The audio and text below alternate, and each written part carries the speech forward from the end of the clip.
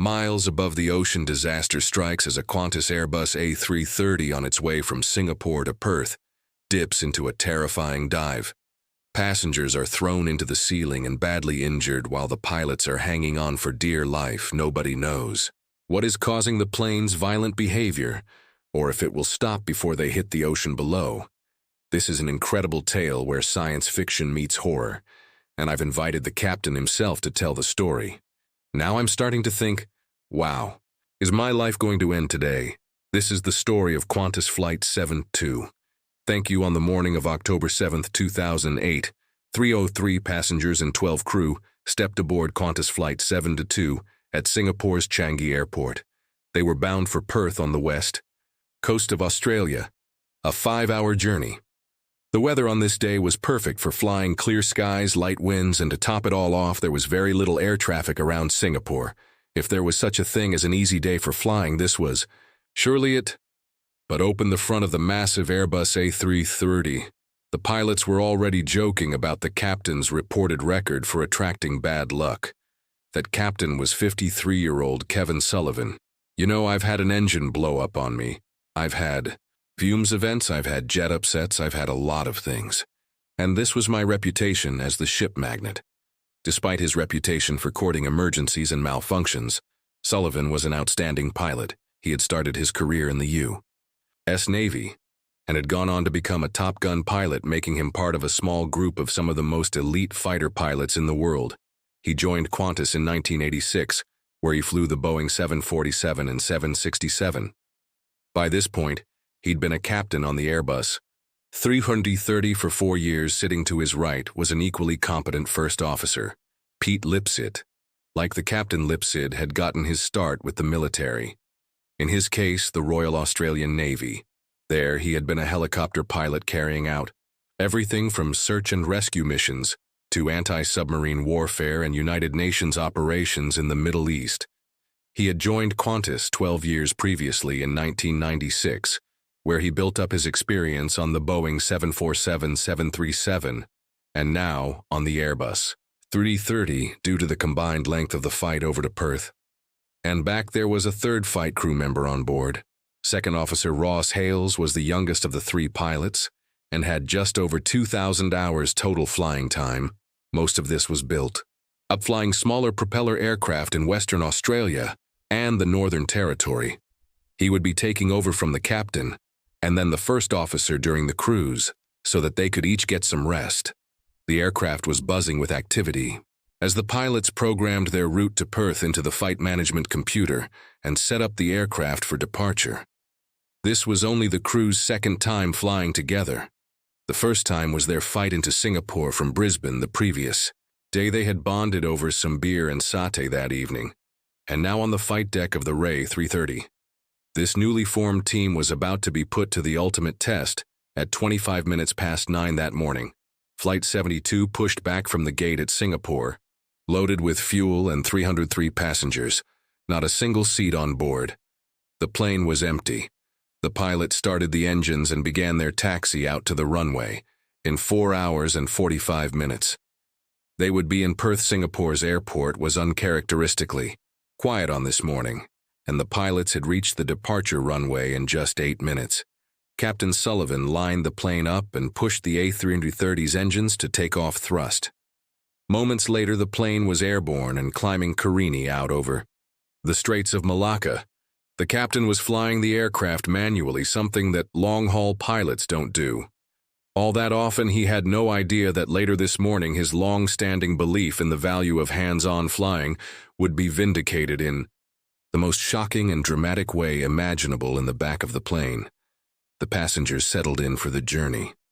They were treated as some stunning views of the waterways beneath the aircraft as it climbed out suddenly in the cockpit.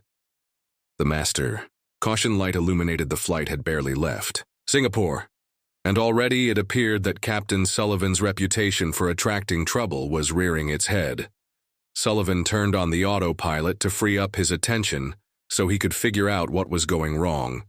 Meanwhile, First Officer Lips had canceled the warning as per airbrush procedure so that it didn't distract the pilots while they were working through the problem. The two men drew their attention to the fault message appearing on their central display known as the ECOM, or Electronic Centralized Aircraft Monitor. The message read, "Air engine bleed 1 fault." Unlike what the name might suggest, the engine was not bleeding. Rather, this message meant that there was a problem with the system that siphons off air from the engine and feeds it into the cabin to pressurize it. The A330 is a highly sophisticated aircraft, and when something like this goes wrong, the computers do more than just tell the pilots what the problem is. They display on screen the steps required. To fix it one by one, the first officer carried out these steps, while the captain kept an eye on the plane's flight path. This splitting of duties is a huge part of what makes flying so safe today, and it would prove to be even more important as the fight progressed. As the first officer worked through these steps known as ECOM actions, the captain spotted some thunderstorms ahead. He turned the plane off course to avoid them. Within a few minutes, the first officer had rectified the issue with the bleed air, and the captain had brought the plane into clear skies once again. All was well on board Flight 72. In the cabin, the passengers never even knew that anything had happened. This calm, methodical approach to routine problems like this had characterized these pilots' entire careers. It's the reason that Qantas has long enjoyed the title of the world's safest airline. But this is not where the story of Flight 72 ends, in fact. It's now only just begun. 30 minutes after departure, Flight 72 was cruising high above the Indian Ocean at 37,000 feet. There was a holiday atmosphere on board, with passengers moving about the cabin, flight attendants preparing meals, and light chatter filling the air. At this point, now 90 minutes into his duty time, the captain got up from his seat and headed back outside the cockpit to his rest bunk. Here he would stay for a little over an hour, while in his place sat Second Officer Ross Hales. The purpose of this crew change was so that the captain and first officer could be fully rested and alert for the most important parts of the flight, namely takeoff and landing. 3 are on duty for takeoff. 3 are on duty for landing. So you do have, in the critical phase of flight, you have 3 sets of eyes on duty, 3 sets of brains working together for the critical phases of flight of takeoff and landing.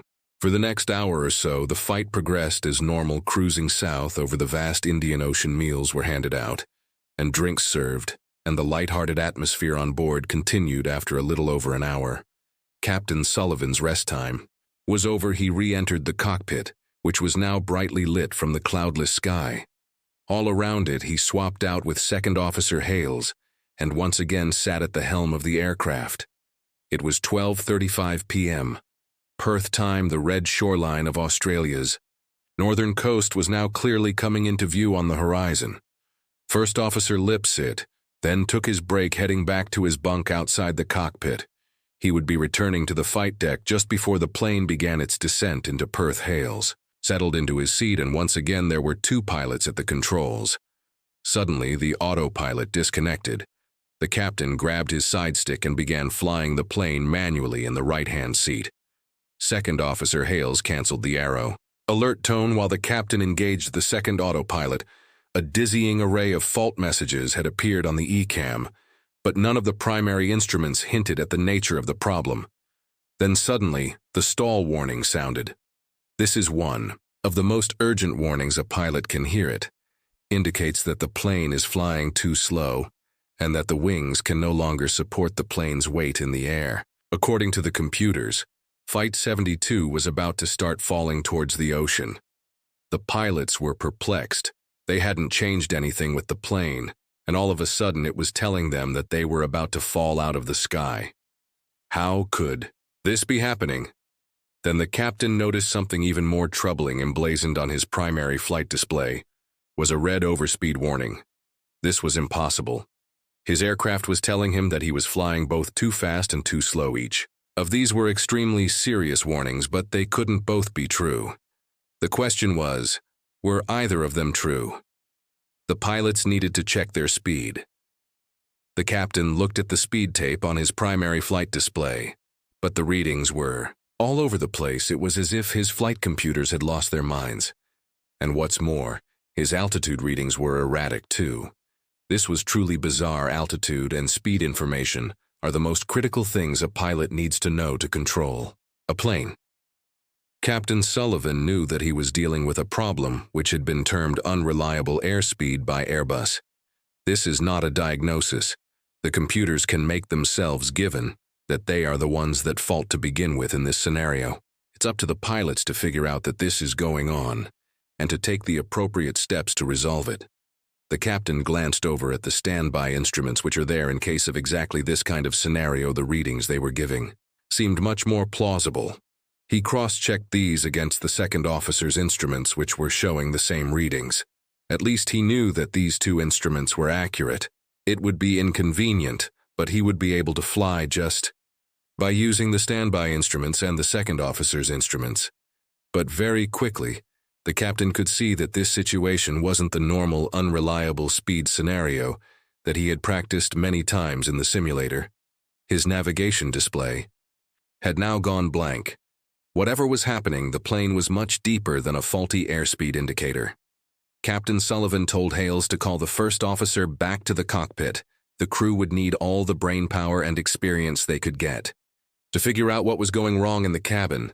The passengers and flight attendants were oblivious to the rising confusion on the flight deck. None of the warnings burying in the cockpit were audible back there, and the aircraft was still flying. Perfectly normally, the meal service had just finished, and some of the flight attendants had taken to their bunks to rest before the descent into Perth. But the problems which had started in the cockpit were soon about to wreak havoc on the rest of the plane. Captain Sullivan disconnected the autopilot without basic information like speed and altitude. He didn't trust the autopilot to control the plane safely with his left hand on the side stick and his right hand on the thrust levers. He kept the plane flying at 37,000 feet. It's not designed to be flown manually up there. You had to be careful. It's very, very minute corrections, but it's very twitchy out there. He was using the standby instruments and the first officer's displays to manage his speed and altitude, something he likened to driving from the passenger seat. No matter how often the first officer tried to silence the alarms, they kept blaring. The atmosphere inside the cockpit was stressful and confusing. The pilots' training for emergencies was extensive, but they had never encountered or even heard of a situation like this. They were now truly in uncharted territory. So now we're left in the dark and we're in no man's land of automation failure. Because we can't interact, the plane's not communicating with us. What's it going to do next? The pilots were confused, but the plane's computers were even more confused, even though there was nothing wrong with the plane. Physically, the computers believed it was in extreme danger. Thankfully, it was daytime outside, and the pilots could clearly see that the aircraft was flying safely. Older crews who experienced similar issues over the years were not so lucky, but Flight 72's look was now about to run out. Suddenly, the nose of the plane dipped slightly. The first officer, who was in the forward galley, felt a strange vibration through the floor and heard the engine power decrease. The captain grabbed the controls tightly. As soon as I felt that I put my hand on the stick, didn't move it, just had it there because it wasn't turbulence. It wasn't anything I had done, but the tail had just dipped a little bit. Then all of a sudden the aircraft violently pitched down. The captain was nearly lifted out of his seat, restrained only by his lap belt. Both pilots braced themselves against the glare shield. As the plane lurched down, heavy manuals and charts beside the second officer began to float up around him as the plane entered zero gravity. Swatted them away towards the back of the cockpit. Captain Sullivan was pulling fully back on his side stick, desperately trying to pull the plane out of its dive, but the plane wasn't responding. We're going down. I'm pulling back. Nothing's happening. Now I go about. We're in trouble in the cabin. Passengers and flight attendants who were not strapped in were flung to the ceiling, their heads smashing through the plastic paneling. Passengers screamed as they were pinned to the ceiling along with luggage and meal trays. The terrifying sight of the blue Indian Ocean filled the pilot's windscreens. The captain was helpless to stop the dive. If this continued, he and his 314 passengers and crew would soon be dead-faced with this terror. Sullivan desperately searched his mind for a way out. He had to wrestle back control of the plane. Somehow, he had a flashback to his days flying fighter jets, and an old trick occurred to him. He did the most counterintuitive thing possible and neutralized the controls. But this did nothing. The plane was still on a collision course with the ocean, trying intensely to overcome the adrenaline coursing through his body. The captain began making small movements on the side stick, trying to coax the nose up. Finally, it worked. The nose started to rise. The computers which had locked him out were now letting him back in. But Captain Sullivan knew that behind him passengers were still pinned to the ceiling from the G-forces. If he pulled up too quickly, they would come crashing back down to the floor. He carefully pulled back on his side stick, slowly raising the nose. The plane had dropped almost 700 feet in just a few seconds. But when it started to level out, the passengers were slammed back to the floor. Gingerly, the captain started to climb his crippled aircraft back to 37,000 feet. Both pilots were stunned. Second Officer Hales asked what the hell had just happened. The captain knew that there was only one possible culprit. The prim is the name Airbus gives to the primary flight control computer. These are the computers that mediate between the pilot's inputs on the controls and the control surfaces themselves on the wings and the tail on an Airbus. There are no mechanical connections between the pilot's control stick and the control surfaces who's moving those control surfaces. The flight control computer, that's the prim. For some reason, one of these computers had decided to send signals to the tail of the plane. Without any input from the pilots, they had also decided to ignore the captain's commands to stop the tail from moving. The prim had developed a mind of its own, and it appeared to be determined to send the plane into the ocean.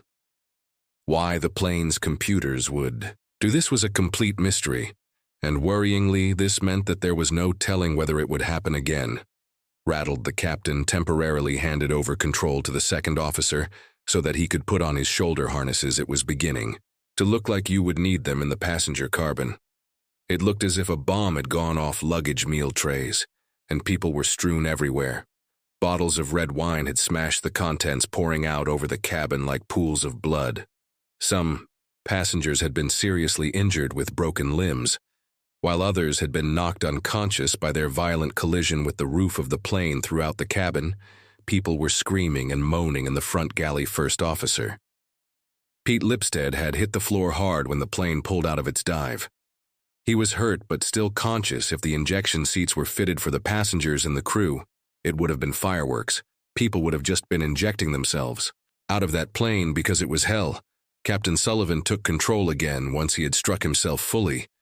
In both pilots' bodies were surging with adrenaline after the life-threatening dive. They had tunnel vision and were intently scanning their instruments, looking for some clue as to what their deranged jet was doing. This electrified state of mind and body, known as the fight-or-flight response, may have been helpful tens of thousands of years ago in the ancestral environment.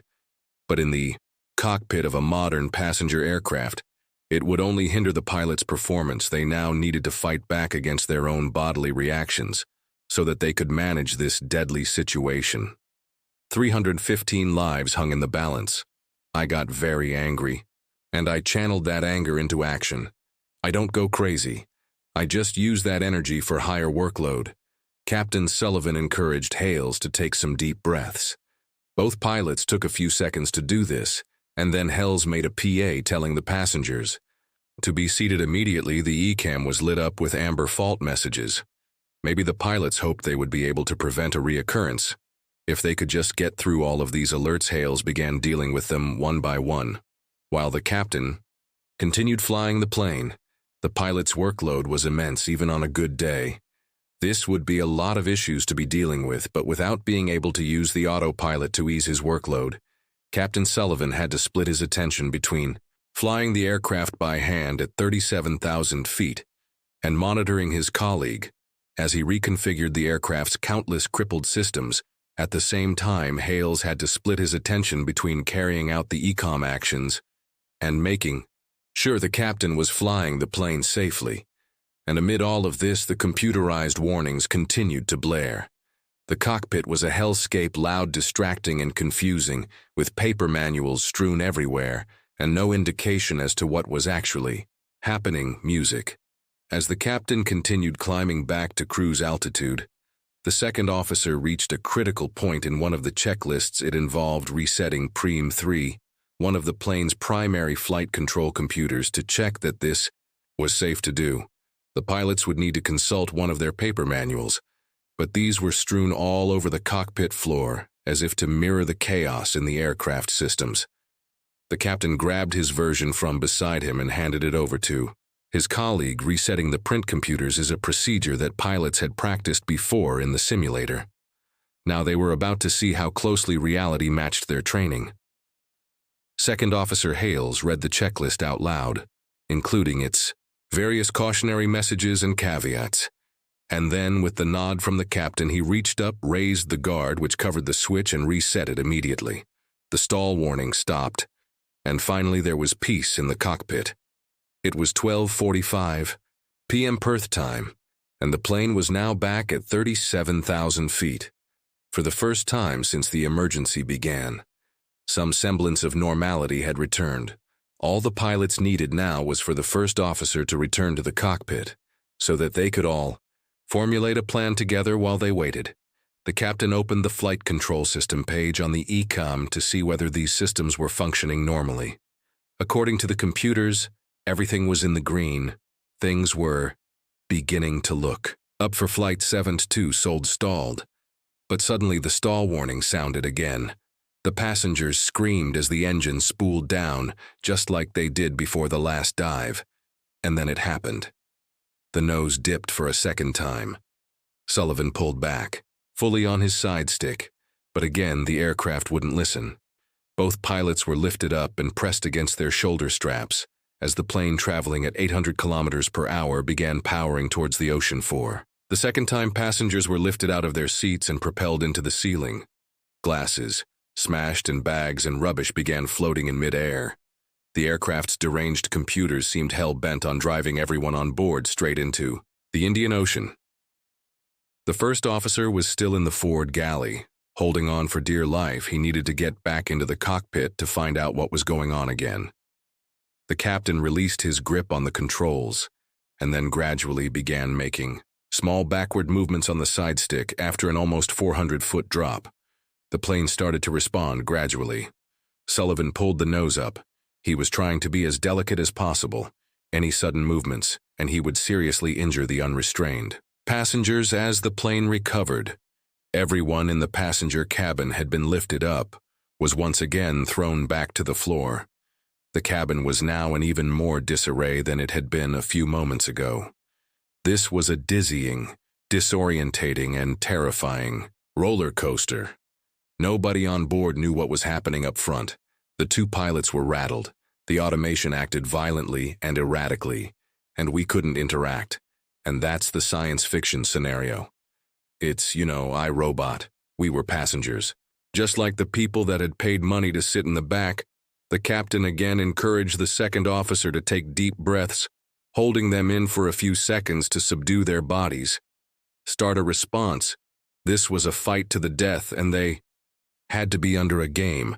As Sullivan continued the climb back to 37,000 feet, he noticed that the trim wheel, which normally moves automatically to relieve him from constantly needing to pull back during a climb, wasn't moving. This was strange. The aircraft he was flying had now been reduced to a level of automation, similar to the 1950s airplanes he had been trained on, back when he had first learned how to fly. This aircraft was seriously sick, and what little automation was still working was trying to kill everyone on board. The captain moved the trim wheel back manually as he climbed back up to cruise altitude, making a mental note of how very degraded his aircraft had now become. The falls, which had appeared on the ECOM the first time round, now appeared again. It seemed that resetting the computers had achieved nothing. The stall and overspeed warnings continued to blare, and the pilots had now become sickened by the dreadful powerlessness of their predicament. Music as the first officer worked through the error messages again. He saw the most ominous one of all, Prim 3. The flight control computer that had failed the first time had failed again. The ECOM was telling the pilots to reset the system. The two men looked up at the switch, which is now displaying its fault light. They looked over at each other. The last time they pressed this button, the plane had gone berserk. The second officer had his finger ready to press the switch and asked the captain to confirm that he should press it. "No, don't with it," said Sullivan. This was one switch which was better left where it was. And it's like, no, don't reset it now. It's like I gave that dog a bone and it bit me. Yeah, I'm not going to give that dog a bone anymore. By this point, the captain decided that he needed to reassure the passengers that he and his fellow pilots were still alive, functional, and fighting against their deranged aircraft. Sullivan made a quick PA to this effect and told the passengers to stay strapped in. But just as the pilots thought that their situation couldn't get any worse, the alert chime sounded and the master caution light lit up. The pilots looked at the ECAM and saw an amber warning message which then disappeared as soon as they caught a glimpse of it. Then another chime and another alert which disappeared before their eyes. Then another and another plane was now having a complete meltdown. The pilots couldn't trust the thing their computers were telling them. Like I was doing looking at the instruments, like what's going on? The things that I could look at weren't giving me the answers I needed to cancel out all of the warnings. Second Officer Hales pressed the emergency cancel button on the forward pedestal. But nothing happened. He pressed it again and again. But still the warnings continued. This system too was computer controlled, and it was just as confused as the rest of the aircraft. The very systems, which had been so meticulously designed to help the pilots, had now become their worst enemy. The plane was still 2 hours from Perth. At this point, keeping it in the air for that long was a terrifying prospect. One more dive, and it might be their last. The pilots again called the first officer back to the cockpit. They desperately needed all the help they could get to manage their impossible situation within moments. The first officer burst into the cockpit after the captain granted him entry. He scrambled into his seat, swapping out with the day's second officer Hales.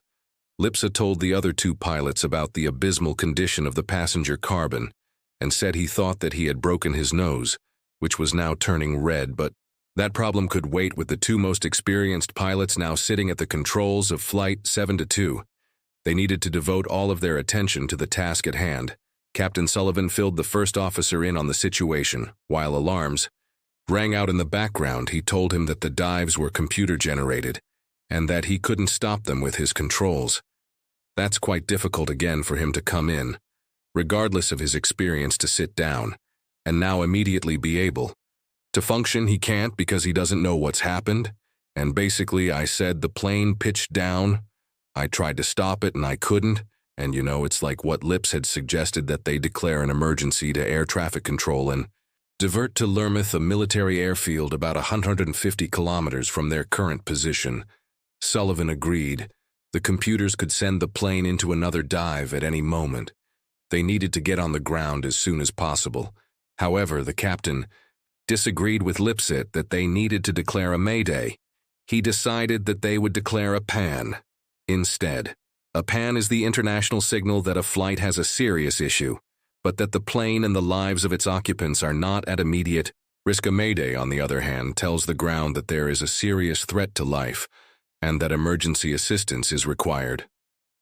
The captain was not yet aware of the full extent of the injuries to the passengers. He needed more information before he could justify declaring a mayday. First Officer Lipset called Melbourne Air Traffic Control and advised them that they were experiencing flight control problems. The passengers had been injured and that they needed to divert to Lerman. The controller cleared them down to 35,000 feet and gave them permission to go directly to Lerman. All the other pilots on the same frequency immediately wondered what could be happening. Flight control problems, which were bad enough to injure passengers, were a serious issue. Something big was unfolding out of the northwest tip of Australia. Captain Sullivan told the second officer to ask for an assessment of the injuries in the cabin. If they're bad enough, he would have cause to declare a mayday, which would mobilize the full complement of emergency services. Meanwhile, he began turning the plane left towards Lermouth. This was an unfamiliar airport for the pilots by chance. The captain had been there once before for a day in 1981 when he was in the U.S. Navy, but he hadn't landed there himself. This would be the first time that any of the flight crew had actually flown into the airport. They needed to find out what they could expect when they got there. How long was the runway? Which direction was it in, and what was the best way to approach it? Sullivan slowed the plane down to give the crew time to cobble together their approach charts and make a plan for their arrival. But at the same time, they would have to be fast at any moment. The manic computers could strike again. Music. A perfect balance had to be struck here. Spend too long preparing everything in the air, and the pilots would risk entering another death dive, but try and land too quickly, and the aircraft might throw some nasty surprises at them as they lowered the flaps and the gear. This was an unknown emergency, not covered in any of the manuals. The adrenaline in the cockpit was through the roof. But the pilots went about their duties professionally and methodically. This was the ultimate test of their skills, experience, and their ability to work under pressure. Flight 72 was now 80 kilometers from near Month, and the pilots began preparing a plan for their approach as the first officer tried to put Lerman into his flight management computer. He found that it wasn't responding to his key presses. This meant that he couldn't get the airport to appear on his navigation display, nor could he work out the speeds and altitudes for their approach to the airport. Not for the first time today, the pilots were thrown back decades to the bygone days of visual navigation. They would have to find the airport out their windscreens and navigate to it that way. It wasn't that this was particularly dangerous, but it dramatically increased their workload and stress levels at a time when they were already close to breaking point. In the passenger cabin, the flight attendants who weren't themselves badly hurt were rushing around to help the injured. One of these was off-duty flight attendant Diana Casey, who had been heroically tending to the injured passengers, all while her husband protected her 2 daughters. She answered the second officer's call on the interphone, and for the first time the pilots got a report of the injuries on board. There were broken bones, lacerations, possible spinal injuries, and even passengers hanging half out of the ceiling after bursting through it. During the last dive, immediately the pilots agreed that this called for a Mayday declaration. The first officer radioed air traffic control with their Mayday, saying that they had a significant number of serious injuries on board. This activated a nationwide alert with emergency help coming in from far and wide. To the remote airport of Lerman, with their electronic charts not working, the pilots began looking for their paper charts, which were scattered across the cockpit floor. As the stall and overspeed alarms blared, they needed to locate the approach chart for Lumeth amid the hundreds of pages in their massive folders. As the first and second officer did this, a new problem emerged which the pilots noticed when their ears started popping. Lipsa checked the carbon pressurization, and sure enough, the automatic system for controlling the carbon pressure had now failed too. This meant that as the plane descended, the pilots would have to control the cabin pressure manually, constantly adjusting it so that the air stayed breathable. It was as if the automation was playing a deadly game of spinning plates, handing the pilots more and more plates until they all came crashing down. Second Officer Hales volunteered to control the carbon pressure, while the other pilots dealt with navigating the stricken aircraft to the airport and setting it up for landing. Amid the cacophony of confusing alarms, Captain Sullivan had to rely on the old flying principle of aviate navigate and communicate to prioritize his tasks. If he could keep this mantra running in his head, he would be able to stay on top of the most important items, while preventing the less urgent tasks from distracting him. But in order to prioritize his tasks, he first had to know what the aircraft's problems even were. Sullivan and Lipset methodically stepped through the almost innumerable items appearing on the ECAM, making a note of each one. But with the state their plane was in, was it possible that there were some problems that the computers weren't telling them about? The last thing the crew wanted was a nasty surprise on final approach. Lipset used the satellite phone to call the Qantas maintenance unit in Sydney. The A330, being a modern aircraft, constantly streams data to the airline's home base. If there were additional problems not being shown to the pilots, perhaps this maintenance unit could see them. As Lipset called Sydney, Second Officer Hales had found the charts for the airport. Now he would be able to help his colleagues plan their approach. His assistance would be vital. As the plane descended towards the airport, Lerman had no air traffic control, which meant that the pilots basically had to be their own controllers. They had to look out for other air traffic and alert them to their own presence as they made their way, and all 3 pilots were carrying out their own duties. while at the same time keeping an eye on each other. I had to delegate. Peter used his initiative. Ross used his initiative. And we would separate and come together, and this was our CRM, which is pretty amazing for something like this. How can I help? How can I unload the captain? What else can I do to enhance our operation? They're working independently. We come back together. We talk about things. We go back again. That's pretty special to be able to do that. This was teamwork at its finest. But teamwork alone would not get the plane down safely. At the back of Captain Sullivan's mind, now creeping its way forwards, was the possibility that low to the ground the plane would pitch down again. This was the nightmare scenario on final approach. The plane wouldn't have enough altitude to recover from a dive. Sullivan needed to minimize the chances that this would happen. But if it did happen, he needed to somehow maximize the chances of recovering from it. For that, he was betting on a last resort technique he learned as a fighter pilot, which we'll see in a moment. At this point, Captain Sullivan told his colleagues to pause what they were doing. He was now going to brief them on his plan. It was vital that each pilot was on the same page. As the plane got closer to the airport, their workload would increase exponentially, as with the consequences of another upset. Sullivan's plan was to enter a holding pattern above the airfield and to gradually descend to an altitude of 10,000 feet. There, the pilots would extend the flaps just as they would normally do at a much lower altitude for landing with the flaps extended. Sullivan would check the controllability of the plane, turning it left and right, and ensuring that nothing unexpected happened. If all went well, the pilots would continue their descent and carry out an approaching landing on runway 36, the northerly runway at Lerman. The other two pilots agreed that this was a good plan. The seriousness of their situation hit home again, as if it wasn't already clear enough. The ground was their enemy, and yet it was where they had to go. Things were now about to start happening really quickly. Captain Sullivan updated the passengers on his plan, letting them know that he was aware that there were serious injuries on board, and telling them that he intended to land in near month as soon as possible. As the captain made this address, the first officer was flying the plane. He began announcing the flight's intentions to other aircraft over the radio, without air traffic control to watch them or hear them. The pilots were responsible for maintaining their own separation with other aircraft.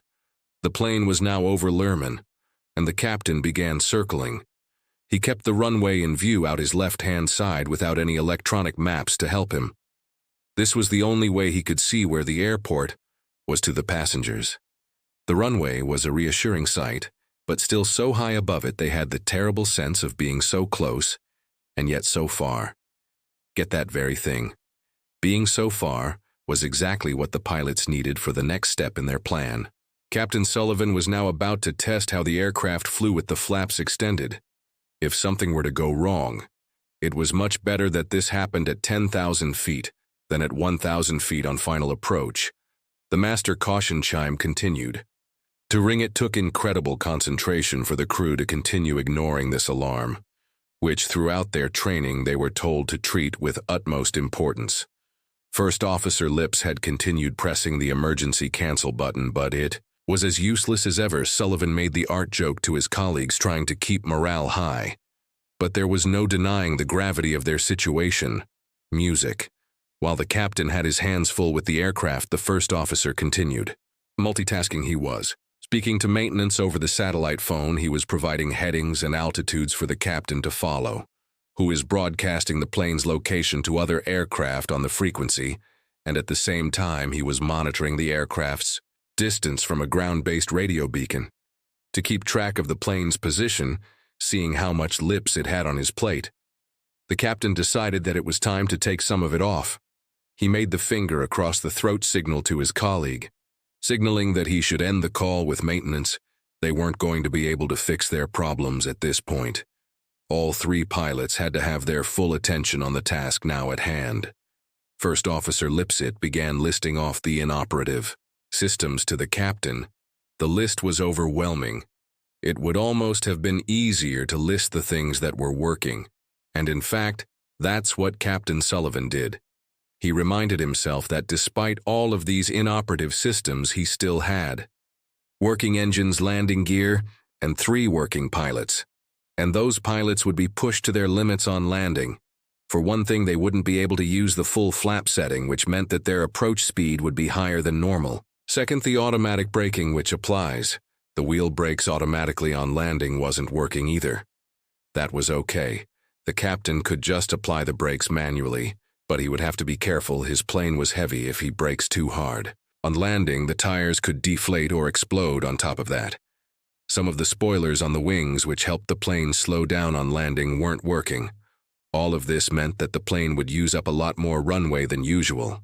However, thankfully, the runway at Lurement was long. Barring any nasty surprises, Sullivan should be able to bring the plane to a stop. Just to double-check Second Officer Hale's input all of these limitations into the pilot's so-called performance laptop, which would calculate the plane's stopping distance down to the meter. He was able to confirm what the crew had hoped. Even with its faults, the plane had ample room to stop. The first officer ran the calculation on the laptop himself too, just to triple-check. And sure enough, the A330 would be able to stop on the runway. But with all of this discussion about landing distances and inoperative systems, the pilots were somewhat getting ahead of themselves. Now approaching 10,000 feet, it was time to see how the plane would behave at lower speeds with the flaps extended, just like the plane would be set up. When coming into land, the captain stopped the plane's descent as he reached 10,000 feet and asked the first officer to extend the flaps to the first notch 3. Pilots watched the ECOM anxiously as it signaled the extension of the flaps. Captain Sullivan held his side stick tightly, readying himself for another pitch down. But after a few seconds, all was well. The flaps were now at their first notch and the plane was flying. Normally, the pilots breathed a collective sigh of relief, but it wasn't over yet. Lipset moved the flap lever to the second notch again. The pilots waited, and again, all appeared normal. The captain then needed to check that the plane could maneuver properly at this speed, and flap setting, he turned the plane to the left and then back to the right. There were no unusual movements in the side stick, and the plane was handling well. The aircraft was as ready as it would ever be to make its approach into Lurmen. Captain Sullivan asked his colleagues if they were ready too, and they were. Sullivan pushed the nose down and began descending. Meanwhile, Lips has set a target altitude of 3,000 feet on the autopilot panel. The captain would aim to be at this altitude 10 miles from the runway. The tension in the cockpit was increasing as the plane descended. If the aircraft nosed down now, it could spell disaster. Each pilot was scanning the instruments, looking for any sign that the plane was deviating from its flight path. The false stall warnings became even more concerning as the plane neared the ground.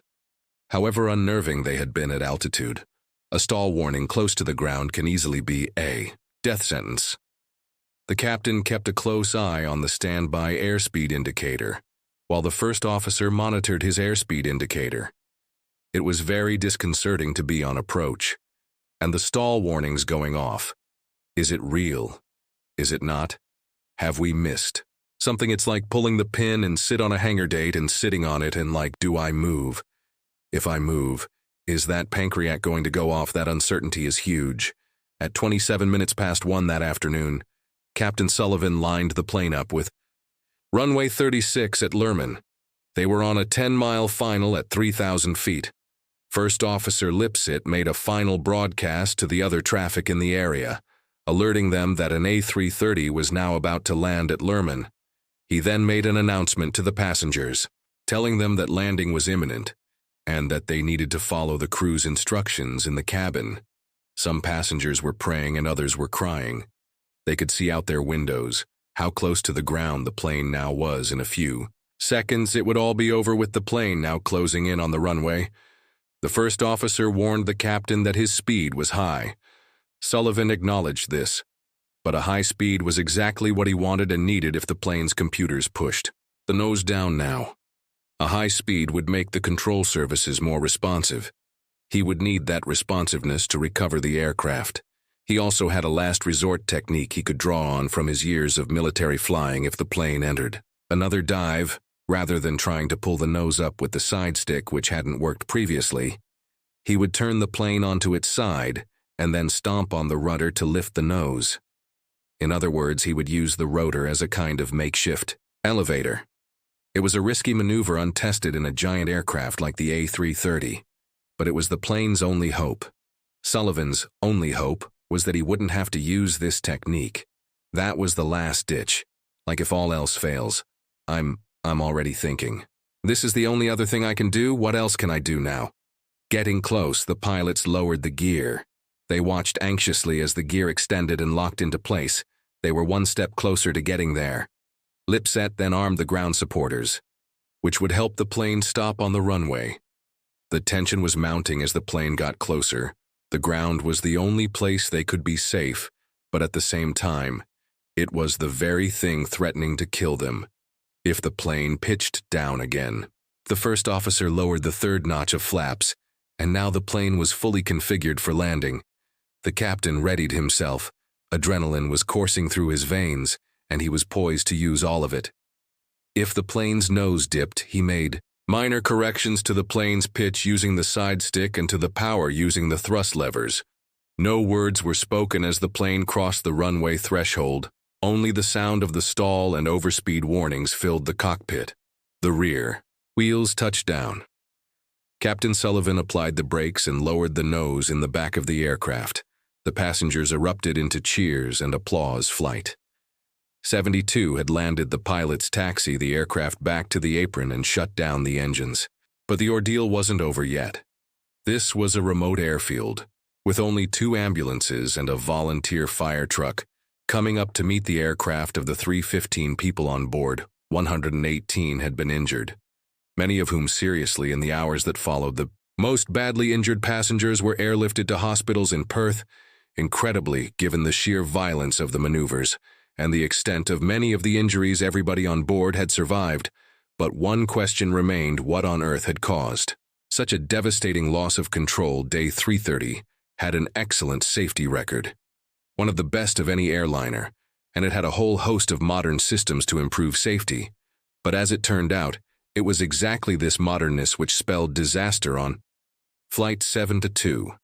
An extensive and incredibly detailed investigation into this accident was carried out by the Australian Transportation Safety Board. By forensically examining the aircraft's computers, they found that a glitch inside the CPU of one of the aircraft's computers caused them to generate a host of bad information, which was then fed to the other aircraft systems. These led to the erratic readings on the captain's airspeed indicator and altimeter, as well as the flurry of ECAM warnings. Crucially, one consequence of this bad data was that it led the computers to interpret the aircraft's position as being 50 degrees nose up relative to the airflow. This led the computers to push the nose down in order to save the plane in reality. Of course, the plane was flying straight and level, and the computers ended up pushing it down towards the ocean. Remarkably, the initial cause of this glitch could not be determined. Everything from hardware faults to electromagnetic interference, and even cosmic rays was examined by the investigation team. Nonetheless, in the days after the incident, Airbus came up with a procedure for pilots to carry out if they experienced similar warnings to those which had occurred on Flight 72. A number of other crews actually came across the same issue in the following months, and thankfully, each of them was able to carry out this new procedure before they entered a dive.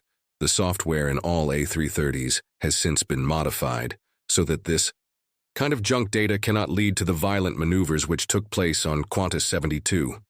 These changes have made flying safer in the years since, but the recent crashes of 2 Boeing 737s due to software malfunctions shows that we're not out of the woods yet. With the dawn of a new age of automation on the horizon, thanks to recent developments in artificial intelligence, we have to wonder about how manufacturers like Airbus and Boeing will balance the safety benefits of such technology with the new risks they introduce. Let's look at the world ahead. Automated vehicles more. Automation in airplanes, artificial intelligence, this is our future, which is now, you might think it's easier. But now you're interacting with an exotic system that can fail in an exotic way. Is there a requirement to do it for safety, or is it for market share? I don't know if you'd like to watch the rest of my interview with Captain Sullivan. Then you can join these people here and join the Patreon. And I've put the link to that just on the bottom of the screen here. patrons on the channel. Get lots of perks like this as well as early access to every video I make. And as well as that, it's a great way to support the channel also. If you've watched a few of these videos, you'll know that I don't really do any plugs or anything at the end. But in this case, the captain has actually written a book about his experience. And I put the link to that in the description as well. It's a fascinating story. It's quite personal and harrowing in parts, but there's loads of detail in it that I just couldn't capture in the 50 or so minutes of this episode here. So definitely check that out if you're interested in finding out more about this story. So hope you enjoyed this one, and I'll see you soon for the next episode.